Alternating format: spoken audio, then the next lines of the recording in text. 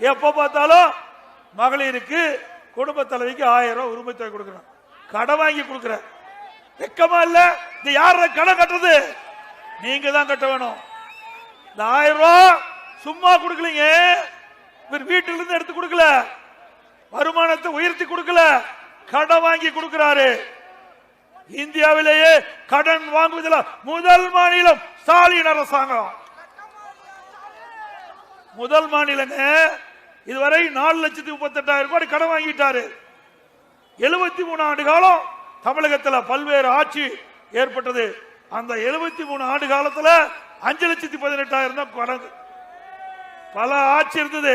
அண்ணா திமுக ஆட்சி, காங்கிரஸ் ஆட்சி, திமுக ஆட்சி மாறி மாறி வந்தது.